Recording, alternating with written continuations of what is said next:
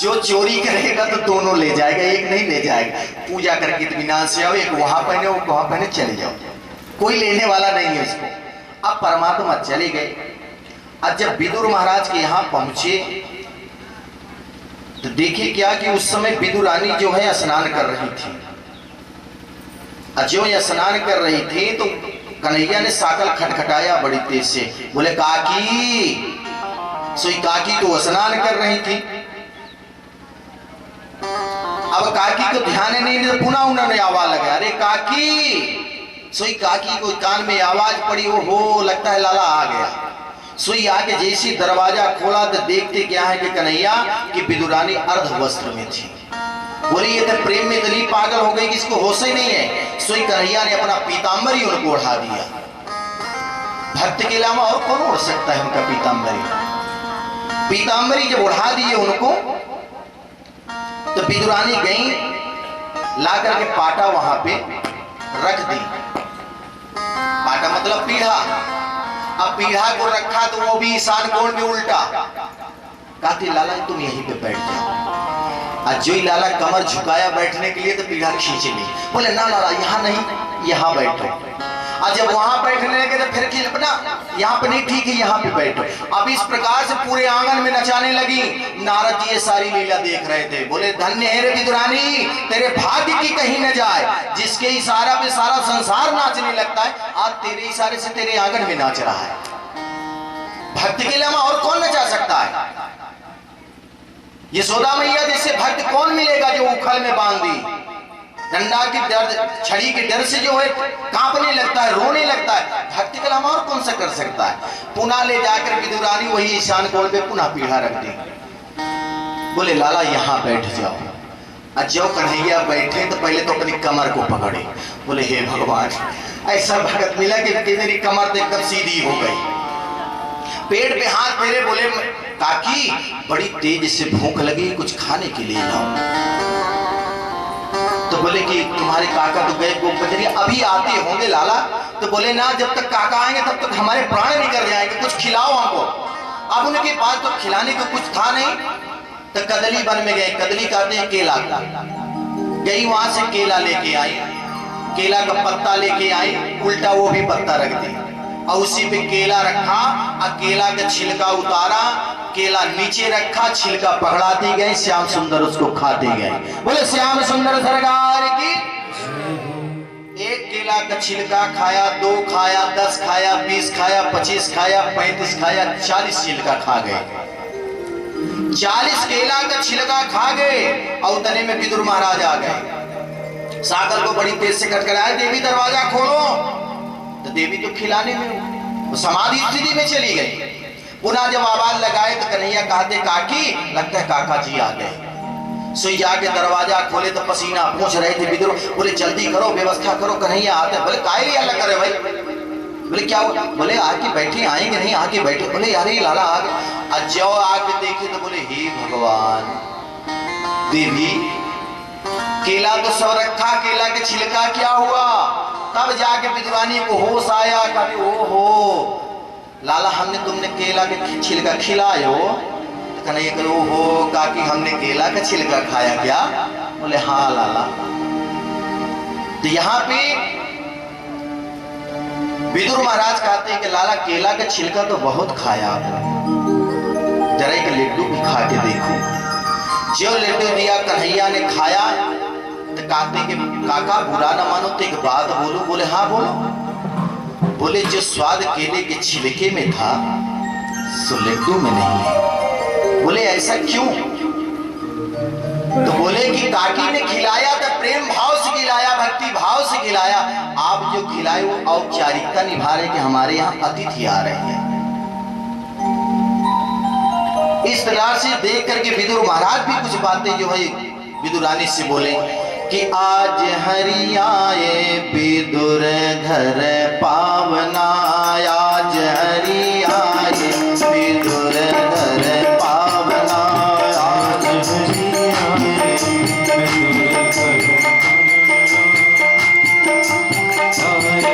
विदुर घर आज हरि आए विदुर घर पावना।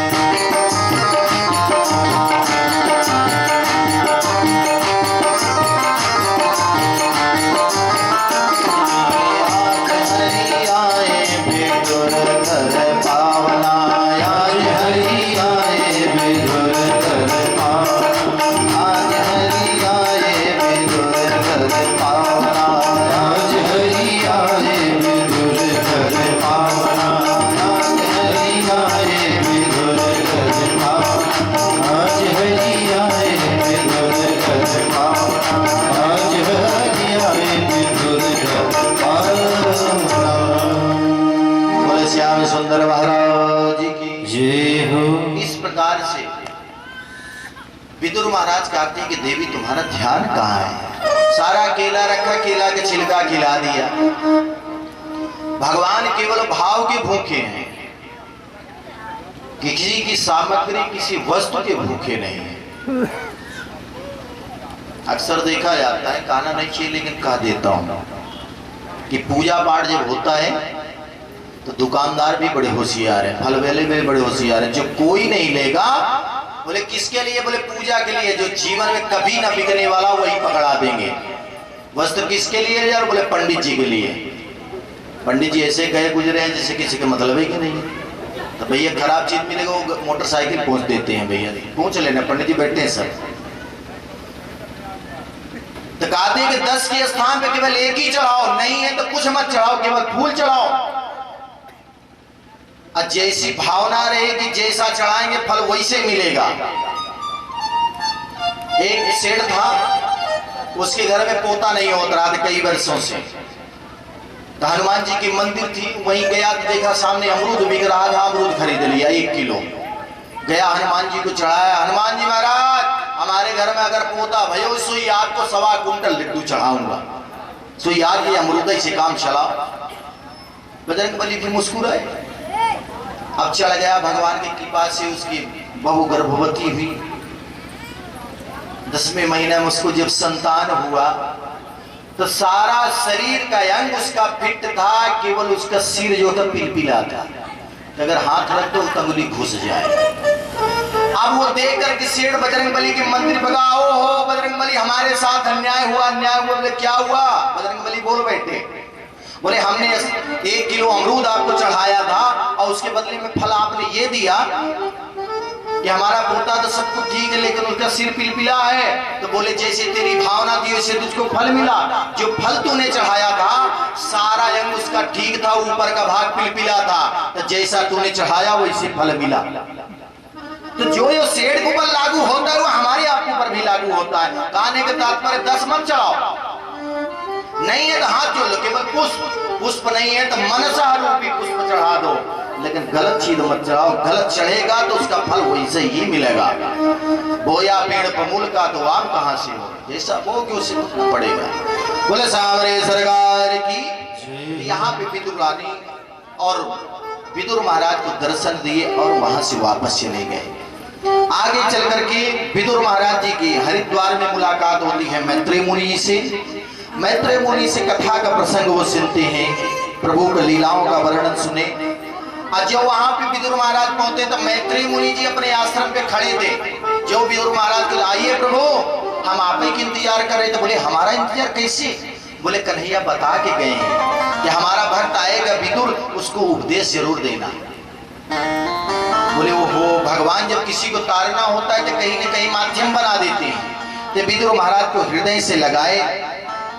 तो यहाँ पे प्रसंग ये छेड़ दिए कि प्रभु हमने सुना है कि भगवान के 24 अवतार हैं। तो बोले हाँ विदुर महाराज 24 अवतार हैं। बोले हमने सुना है कि एक रूप उनका 12 का भी है। बोले हाँ 12 का भी है। तो बोले कि प्रभु ये कैसे? तो बोले हुआ क्या कि भगवान नारायण के पार्षद जय और विजय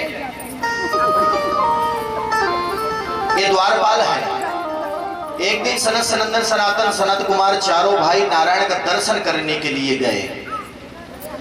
आज जो दरवाजे में पहुंचते हैं तो दोनों भाई वहां पर जय और विजय खड़े तो लठिया दिखा रहे, नहीं महाराज अंदर आप नहीं जा सकते। बोले क्यों? बोले इस समय पिताजी आराम कर रहे हैं, आपको इस समय नहीं जाना है। बोले नहीं हमको तो पिताजी का दर्शन करना है। बोले नहीं स्वामी सो रहे हैं, ये समय विश्राम का समय है। 2-4 बार मना किए, उन चारों भाई को क्रोध आ गया और क्रोध में श्राप दे दिया कि तुम लोग हमारे पिताजी से मिलने के लिए हमको अवरोधक बन रहे, जाए मैं तुमको श्राप देता हूं कि 3 जन्म राक्षस हो जाओ। और जब 3 जन्म राक्षस होने का श्राप दिया तो दोनों भाई पैर पकड़ लिए, प्रभु हमारा अपराध क्या है? बोले अपराध यही कि तुमने रोका। बोले मेरा अपराध क्या है हमारा? अरे मालिक ने जो आदेश दिया वही मैं कर रहा हूं। भाई चौकीदार आप रखेंगे, जो आदेश चौकीदार को देंगे चौकीदार वही करेगा। इतना ही बात कर रहे थे तब तक जो है नारायण वहीं प्रकट हो गए, क्योंकि नारायण की इच्छा नहीं थी कि ये अंदर आए, क्योंकि उनको तो लीला करनी थी, श्राप दिला दिए। तो यहाँ भी चारों भाई कहे जाओ तुम्हारा भगवान ही उद्धार करेंगे। अब इस प्रकार से कह दिए। अब नारायण का दर्शन पाने के बाद उनका क्रोध जब शांत हुआ तो चारों भाई कहते हैं कि प्रभु हमसे तो बहुत बड़ा अपराध हो गया। अरे क्षण भर का क्रोध हमने किया, न जाने कितने जन्मों का पुण्य छीन हो गया। लेकिन थोड़ा सा क्रोध किए तो कहते न जाने कितने जन्मों का पुण्य छीन हो गया। अब यहाँ बात देखी जब बात ही बात में क्रोध आती तो भैया पुण्य कहाँ रह जाएगा आपका? अगर 1 सेकंड का क्रोध करेंगे तो 6 मिनट की एनर्जी शरीर की चली जाएगी, और 6 मिनट क्रोध करेंगे तो 6 घंटा का जाएगा, और शायद 1 घंटा कर लिए 2-4 दिन नहीं जाएगा। और ना विश्वास हो तो करके देख लेना, इसमें प्रत्यक्षम के प्रमाण। क्रोध करना उसके बाद खुद ही समझ में आएगा, अपनी शरीर ही अपने काबू में नहीं रहा करती है। बोले हमारा पुण्य छीन हो गया प्रभु, हम जा रहे हैं तपस्या करने के लिए। बद्रिका आश्रम चले गए वो तपस्या करने के लिए। अब आगे चल के हुआ क्या कि कश्यप ऋषि महाराज जी के 13 पत्नियां हैं।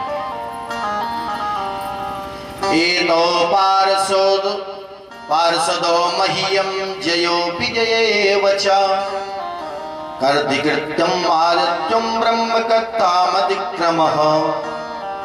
ये ब्रह्मा जी के मानस पुत्र उन्होंने श्राप दिया। आगे चल करके कश्यप महाराज जी की 13 पत्नियां थी। एक पत्नी का नाम था दिति, जो ये राक्षसों की मां है। अदिति देवताओं की है, कद्रु सर्पों की। इस प्रकार से कहते हैं किसी को अगर अपना गोत्र नहीं मालूम है तो उसका गोत्र जो है कश्यप ही है, क्योंकि हम आप सब कश्यप की ही संतान है। जैसे पूर्वजों का नाम चलाया उसके आधार पर गोत्र भी बनता चला गया। कोई गर्ग गोत्र, कोई कश्यप है, कोई सांडिल है, कोई कुछ है, लेकिन वास्तविकता देखा जाए तो सबका कश्यप ही है, क्योंकि हम कश्यप के ही संतान हैं। तो कश्यप महाराज की ये दिति पत्नी जो थी, इनके कोई संतान नहीं थी। एक दिन संध्या का बेला था, उस समय गई कहती हैं कि हमारी सब बहनें जो है पुत्रवती हैं, केवल हम ही नहीं है प्रभु, हमको पुत्र चाहिए। कश्यप ऋषि महाराज समझाए कि बोले पुत्र के चक्कर में मत पड़ो, जब भगवान की इच्छा होगी तो हो जाएगा। बोले नहीं, हमें पुत्र चाहिए। तो कश्यप ऋषि महाराज जी कहे कि इस समय गर्भाधान का समय देवी नहीं है, लेकिन उनको कामत जो सताया कि हमें पुत्र चाहिए तो चाहिए। भगवान कश्यप ने अपना अंश छोड़ा, गर्भवती तो दीदी महारानी हो गई, लेकिन उन्होंने श्राप भी दे दिया उनको, जाओ तुमको पुत्र तो होगा लेकिन राक्षस होगा, महाउत्पाती होगा। माता दीदी का जैसे वो कामत जो शांत होगा तो उनको बड़ी ग्लानि हुई, कहती कि नहीं हमको ऐसा पुत्र नहीं चाहिए, हमको तो सात्विक विचार वाला चाहिए। बोले अब जो बीज छूटना था सो छूट गया, अब ये पलट के तो आ नहीं सकता है। तो माता दीदी ने सोचा कि अपने पुत्रों को जन्म ही मैं नहीं दूंगी। तो यहाँ पे कहे कि मेरे राक्षस होंगे पुत्र, तो यहाँ पे उत्पाद करेंगे, बड़ा अनर्गल करेंगे, इनका उद्धार कैसे होगा। तो कश्यप ऋषि महाराज कहते हैं कि जाओ देवी, इनका नारायण उद्धार करेंगे। वो कहा कि तपस्या करने चले गए। अब ये गर्भ जो ठारा, वही भगवान के दोनों पार्षद आके पलने लगे, जय और विजय। यहाँ पे बिकटा महारानी ने तो केवल 12 वर्ष तक ही गर्भ धारण किया था सुखदेव महाराज को, लेकिन ये दीदी मैया ऐसी हुई कि 100 वर्ष तक अपने गर्भ को धारण की थी। बोले जन्म दूंगी ही नहीं, और जब जन्म नहीं दूंगे तो मेरा लाला मारा नहीं जाएगा। ये सामर्थ्य केवल भारत की नारी के ही अंदर होता है। ऐसा सुनने में भारत में ही आया। ये भारत भूमि जो है भगवान का हृदय है, बाकी तो अंग बाहर के जो देशी बसे सब भगवान के अंग है, लेकिन हृदय ये भारत है।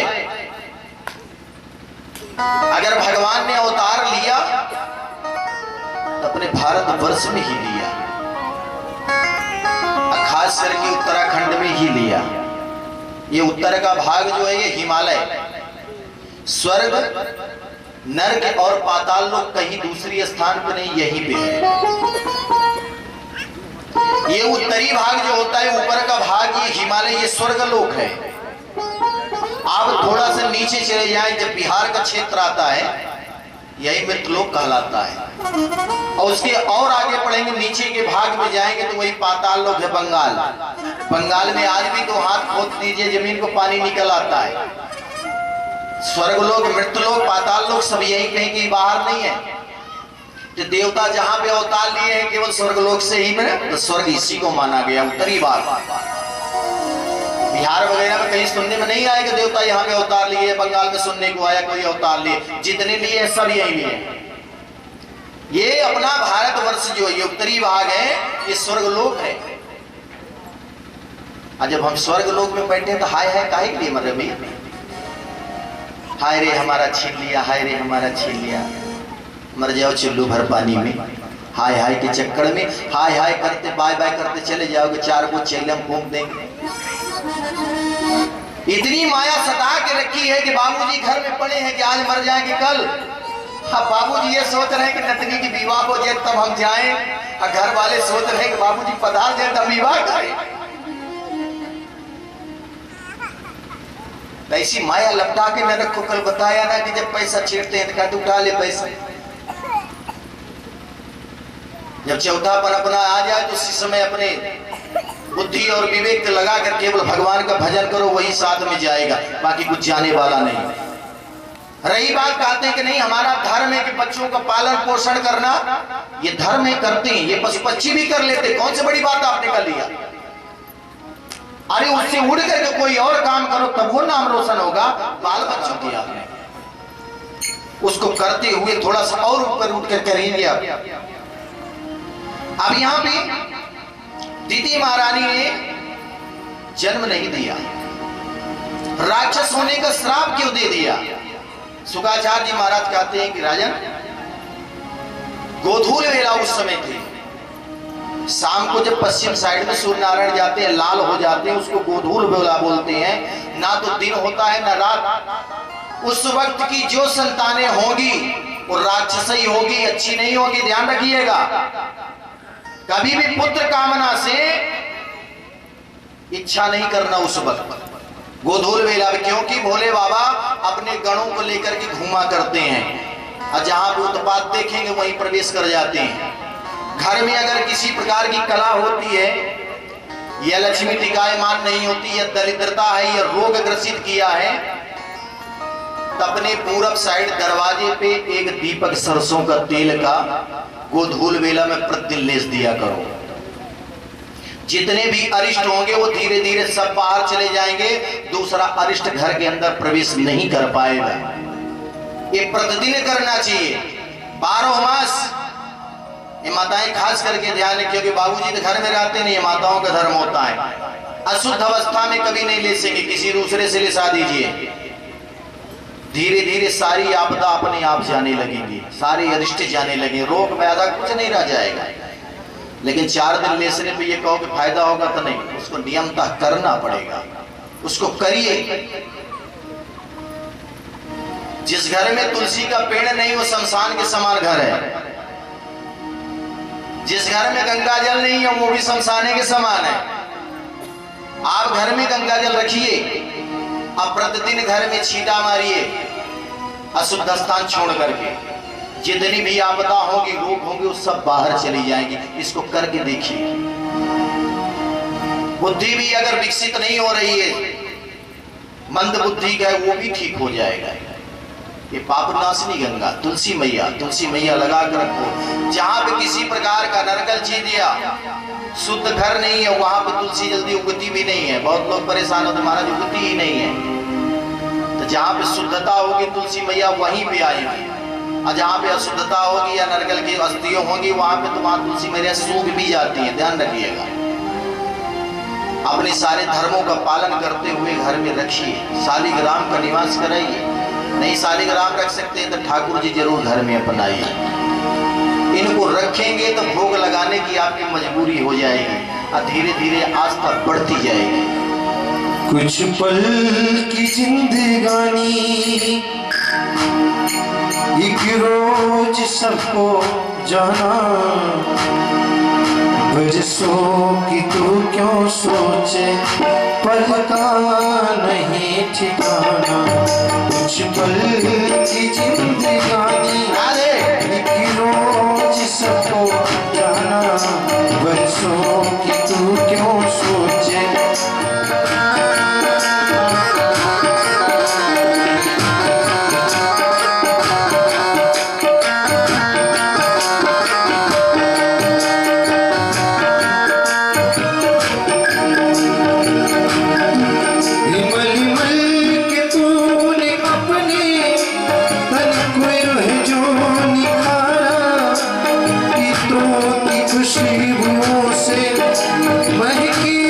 शरीर सारा मलमल के तूने अपने महके शरीर सारा बयान साथी होगी, ये बात न भूलना।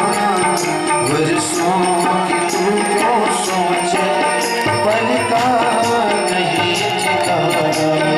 कुछ पल की जिंदगानी एक रोज सबको जाना, बरसों की तू क्यों सोचे, पल का नहीं ठिकाना।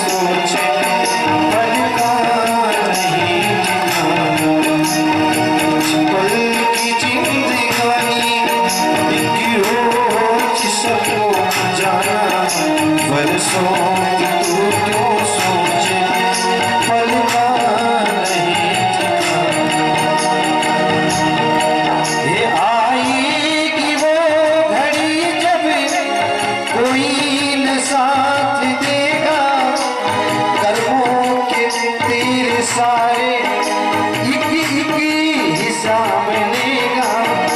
आएगी वो घड़ी जब कोई न साथ देगा। कर्मों के तेरे सारे एक हिसाब लेगा। ये सोच ले अभी तू, ये सोच ले अभी तू, फिर वक्त ये न आना। बरसों की तू क्यों सोचे, पलका नहीं ठिकाना। बरसों की तू क्यों सोचे, पलका नहीं ठिकाना।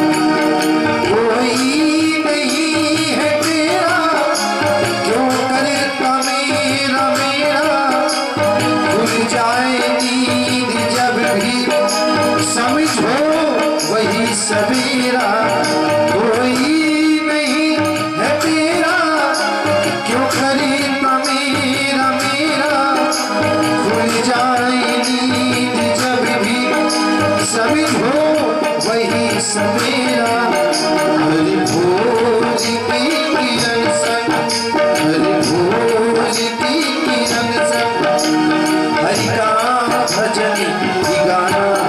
बरसों की तू क्यों सोचे, पलका नहीं ठिकाना। बरसों की तू क्यों सोचे, पलका नहीं ठिकाना। कुछ पल की जिंदगानी एक रोज सबको जाना। बरसों की तू क्यों सोचे, पलका नहीं ठिकाना। बरसों की तू क्यों सोचे, पलका नहीं ठिकाना। बरसों की तू क्यों सोचे, पलका नहीं ठिकाना।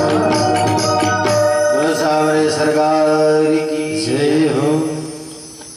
इस प्रकार से अदिति मैया ने 100 वर्ष तक गर्भ धारण किया, अपने संतान को जन्म नहीं दिया। आज जब 100 वर्ष तक जन्म नहीं दिया तो पूरे ब्रह्मांड में हुआ क्या कि अंधेला छाने लगा। जब अंधेला छाने लगा सारे देवता नारायण के पास भाग के गए, बोले प्रभु ये अंधेला दिन में कैसा। तो बोले घबराओ नहीं, हमारे दोनों भक्त जय और विजय जन्म लेने वाले हैं, इसलिए अंधेरा हो गया है। क्योंकि 100 वर्ष हो गया था, भगवान ने वचन उनको दिया, तब जाकर के अदिति मैया ने उनको जन्म दिया। और जो जन्म देते हैं तो जन्म के तत्क्षण बाद ही वो दोनों भाई इतने बड़े हो गए कि उनका मुकुट जो है आकाश में लहराने लगा। अब पूरे विश्व में जो है वो दिग्विजय करने के लिए निकल पड़े दोनों भाई। देवताओं सब थर थर कांपने लगे, सब इंद्र सिंहासन वगैरह छोड़ के सब भाग गए। अब हुआ क्या कि सब देवी देवता सब भाग के गए, नारायण के पास गए, बोले प्रभु इससे मेरा उद्धार कराइए, ये तो सब कुछ छीन लिया।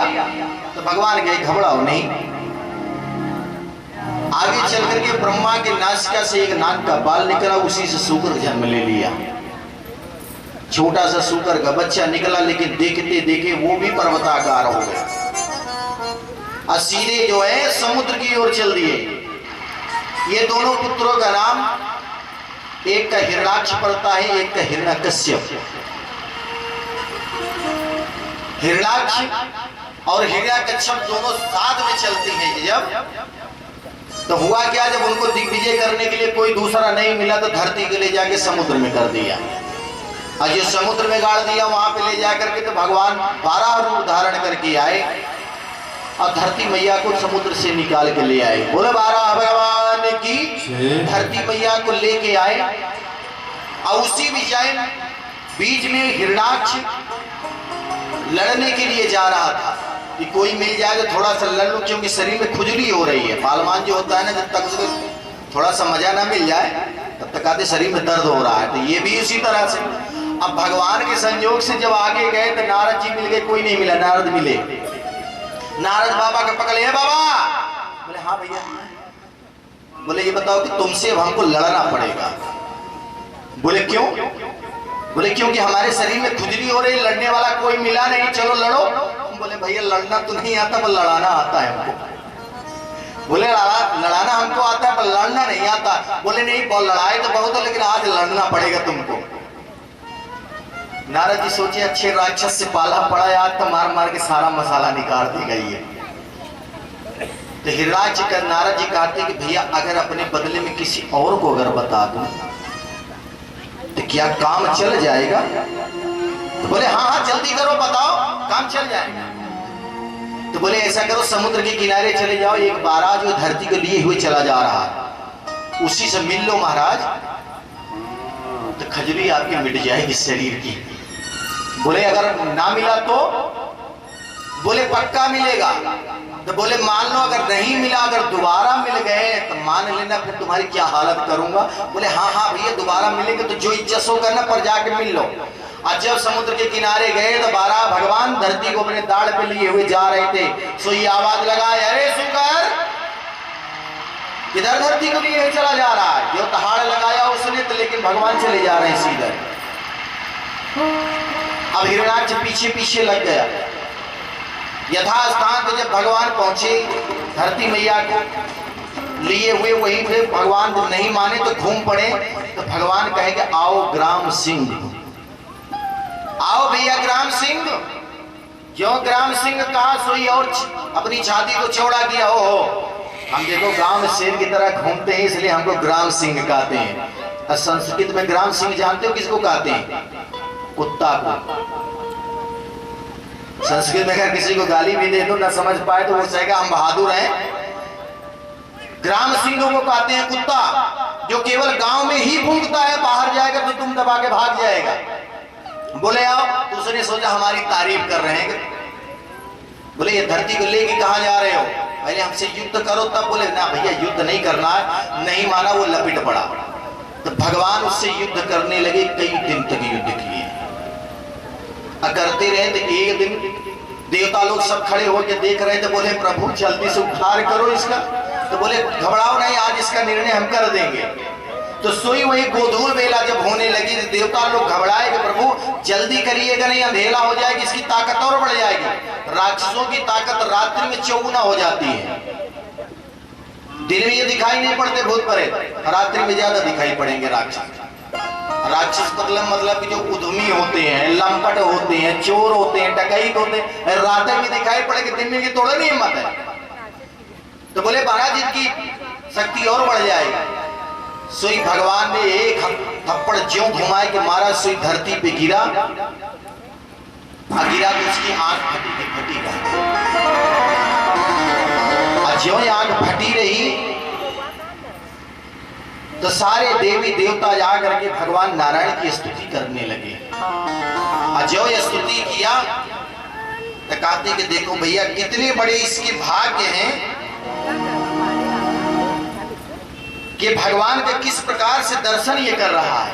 अहो भाग्य, आंख फटी हुई है लेकिन सब गुप्त रूप में ही केवल स्तुति कर रहे हैं, स्पष्ट रूप से भगवान नारायण का नाम नहीं ले रहे हैं।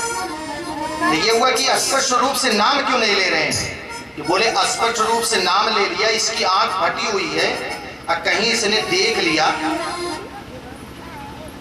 जिंदा हो तो और जिंदा होगा तो खबर अच्छी लेगा हम लोगों की, इसलिए भगवान का नाम नहीं लिए लेकर केवल तारीफ उसकी करते हैं। देखो कितने इतने भाग्य इसके हैं कि फटी आंख से आज दर्शन कर रहा है। कितने भाग्य तुम्हारे अच्छी हैं भैया। तो भगवान ने सोचा कि देखो डर के मारे की तरह ये स्तुति भी नहीं कर पा रहे हैं। तो भगवान ने अपने ही पैर से एक चरण का प्रहार जैसे किया, शरीर दूसरी तरफ ढरंग गया। जब तब इनको विश्वास हुआ कि ये मर गया, तब भगवान की स्तुति उन्होंने करने लगे। इस प्रकार से हिरणाक्ष का उद्धार इन्होंने किया। लेकिन उसी बीच में धरती मैया को भी अभिमान आ गया। धरती मैया कहते हैं कि देखो हमारे बिना काम नहीं चला तो भगवान हमको बचाने के लिए चले आए। बोले ओहो, बोले लोभ को तो मार दिया पर अभी अभिमान बचा है। अगर किसी के अंदर लोभ आ जाए तो मान के चलो कि हिरणाक्ष का जन्म हो चुका है। अभिमान कहते कि हिरण्यकश्यप ये अभिमानी है। अभिमान किसी प्रकार के आए तो हिरण्यकश्यप का जन्म होता है। ये लोभ और अभिमान का ये प्रतीक है दोनों। तो यहाँ पे अभिमान धरती को भी आया तो भगवान में दाढ़ पे लिए वृंदावन चले गए। और जो वृंदावन पे गए वहां पे देखे तो पशु पक्षी गैया सब चल रहे, सब चचा रहे हैं वहां पे। तो धरती ने कहा कि प्रभु जब हम समुद्र में चले गए थे वृंदावन कहाँ गया था, ये क्यों नहीं डूबा? भगवान ने कहा अरे बाबरी, सारे संसार का विनाश हो सकता है पर वृंदावन का विनाश नहीं हो सकता। बोले क्यों? ये भी तो धरती पे है। बोले हाँ धरती पे है, लेकिन ये वृंदावन हमारा घर है, हमारे घर का विनाश नहीं हो सकता है। चाहे अन्यत्र कहीं का विनाश हो लेकिन हमारे घर का विनाश नहीं हो सकता। वहां भी इसका अभिमान नष्ट हुआ धरती का और वहां से चले आए। आगे चल करके भगवान ने यथास्थान पर धरती मैया का स्थापित किया। मैत्रेय मुनि जी विदुर ने पूछा कि भगवान हिरण्यकश्यप का वध क्यों किया, इसका मूल कारण क्या है? वो मैंने तुमसे कहा और उसने वैदिक धर्म विरुद्ध आचरण किया इसलिए ऐसा हुआ। हृदय में स्थित हुए लोभ को मारने के लिए भगवान आए। आगे चल करके कपिल भगवान आए। ज्ञान का शत्रु है हिरण्याक्ष। भागवत में बताए गए अवतारों में क्रमशः से रहस्य ज्ञान में स्थिर करना हिरण्याक्ष को मारना होगा। लोभ रूपी हिरण्याक्ष को भगवान ने मारा। और आगे जो है कपिल देव का उपाख्यान यहाँ पे भगवान बताते हैं कि आगे ब्रह्मा जी के जितने भी पुत्र हुए सब विरक्त हो गए। एक पुत्र इनके हुए, प्रथम पुत्र इनके सनातन सनत कुमार हुए। तो जब इन्होंने जन्म लिया तो बोले कि पिताजी अब हमारा कार्य क्या है बताओ।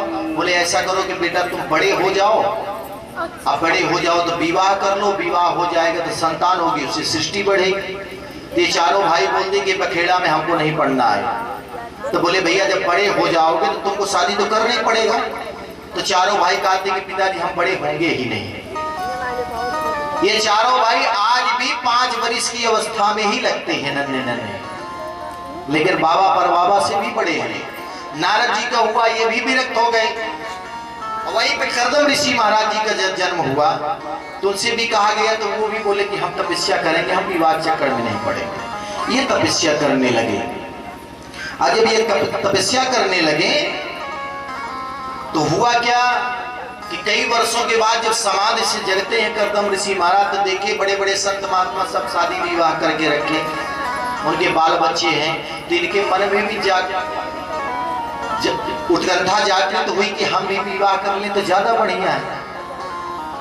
तो सोई विवाह करें तो कैसे करें? तो महाराज जी तपस्या करने लगे कि हम विवाह के लिए तपस्या करेंगे। सारे संत महात्मा जब जाने के कर्दम ऋषि महाराज विवाह के लिए तपस्या करते हैं, कहते ये बुढ़ाऊ बाबा का देखो, सब भगवान को प्राप्ति करने के लिए तपस्या करते हैं, ये विवाह के लिए करने लगे। अब विवाह के लिए तपस्या 40 वर्ष उन्होंने किया।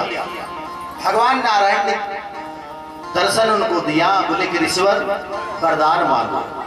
तो कहते हैं कि प्रभु बस आपका दर्शन हो गया और हमको कुछ नहीं चाहिए। बोले नहीं, जिसके लिए तुमने तपस्या किया वो तो मांग लो। तो बोले नहीं, अब उसकी इच्छा भी नहीं है, लेकिन मन में लड्डू भी फूट रहा है। तो मन मन भावे मूड हिलावे।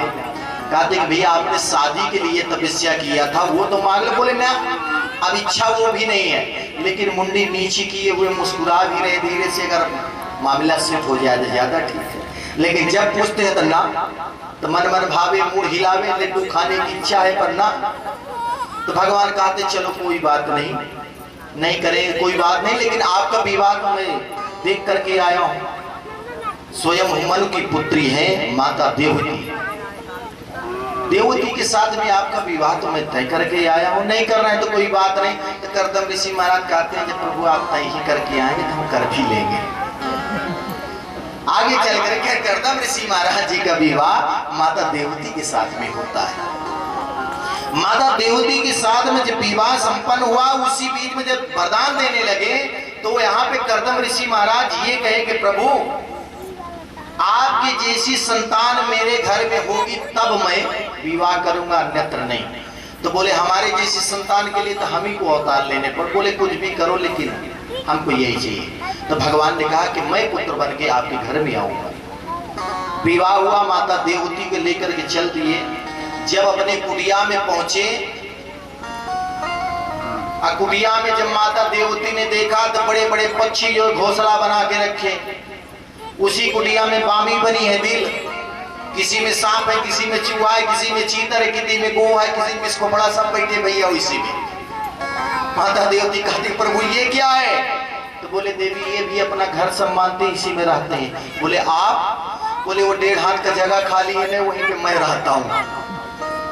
तो बोले प्रभु आप वहां रहते तो मैं कहाँ रहूंगी? तो बोले कहीं स्थान आपको ढूंढ ले। माता देवती सोची हे भगवान, कहाँ ये राजकुमारी ठहरी, कहाँ आज बाबा के चक्कर में आ गई यहाँ पे। अब आज के बहुरिया सोई घरे में आए, गंदा व्यवस्था हो सोई अटैची अंदर नहीं जाएगी, बाहर ऐसे चलो मैं के चलो।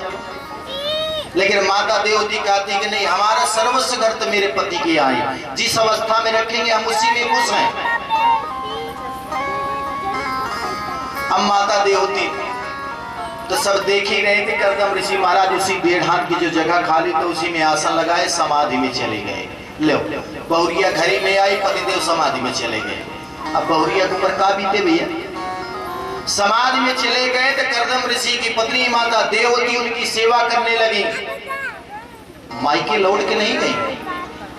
घर में थोड़ा सा टुन्न फुन्न हुआ कि पहले फोन लगाए थे, भैया आवा हो आज हमका बहुत मारी है। कहा कि जिंदगी के, अरे बावरी ये खटपट सकल चलता है, हर जगह चलता है। खटपट में मायके मत चले जाओ, मायका काम नहीं देगा, देगा अपना ससुराली। खटपट होते रहते, जहाँ 4 बर्तन होते बजते हैं। यही भागवत सुनने का मतलब सीख है कि माता देवती ने क्या किया। माता देवती को चल जाना होता तो चली जाती, राजकुमारी ठहरी। लेकिन बाबा बैरागी के साथ में कुछ खाने की व्यवस्था नहीं, रहने की व्यवस्था नहीं, फिर भी अपना धर्म मान करके वो पति को छोड़ के नहीं गई। माता देवती उनकी सेवा करने लगी। खाने पीने कुछ था नहीं, फल मिले तो खा ले, फल का सीजन न रहे, फल ना मिले तो पत्ता खा के केवल समय व्यतीत करती थी। इस प्रकार से 40 वर्ष पुनः समाधि में चले गए थे कर्दम ऋषि महाराज। 40 वर्ष के बाद जो समाधि से जगे तो देखते हैं कि एक बुढ़िया मैया सामने बैठी है। बोलते कहते कि देवी तुम कौन हो? आप पहले तो अपने शरीर को देखा तो शरीर में किसी प्रकार का कचरा नहीं था, कोई धूल नहीं लगी थी, क्योंकि माता देवती प्रत्येक सफाई कर दिया करती थी, पूजन करती थी।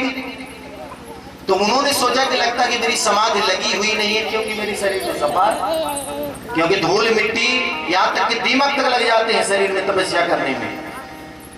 तो उन्होंने जब देखा तो बोले देवी तुम कौन हो? तो बोले प्रभु आप हमको नहीं पहचाने, आपकी मैं पत्नी हूँ देवहूति, आज से 40 वर्ष पहले ब्याह करके हमको लाए थे। तब कर्दम ऋषि महाराज को ध्यान आया, बोले देवी तुम अपने मायके नहीं गई? बोले नहीं। बोले क्यों?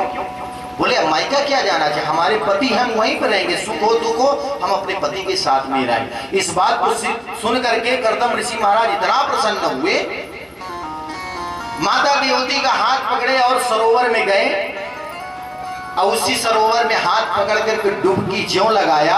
उनकी तपस्या के प्रभाव से कर्दम ऋषि महाराज 18 वर्ष के हो गए, माता देवती 16 वर्ष की हो गई युवती। कर्दम ऋषि महाराज उसी में स्नान करके निकलते हैं। माता देवती के समीप जो है हजारों स्त्रियां आ गई, कोई उपटन लगा रही, कोई श्रृंगार कर रही। अच्छा उनका दिव्य स्नान करके श्रृंगार किया। संकल्प के साथ में बहुत बड़ा राजमहल बनाया कर्दम ऋषि महाराज ने। कर्दम ऋषि महाराज ने इतनी सुविधा दिया कि उतना ये सुख जो है अपने पिता के घर में नहीं पाई जितना पति के घर में पाने लगी। दास दासियां लगी है। एक मनसा विमान बनाया उन्होंने अपने तपस्या के बल पे। कहीं उनको जाना होता था तो विमान में बैठते, अमुक स्थान पे जाना है, वो मनसा विमान उनको वहां पहुंचा दिया करता है। आगे चल करके कर्दम महाराज जी के एक नहीं धीरे धीरे करके 9 संतानें हुई, 9 कन्या। पुत्र नहीं हुआ, केवल कन्या हुई। 9 कन्या जब हो गई तो कर्दम ऋषि महाराज जी के सामने एक विषम समस्या उनके लिए आ गई। कहते हैं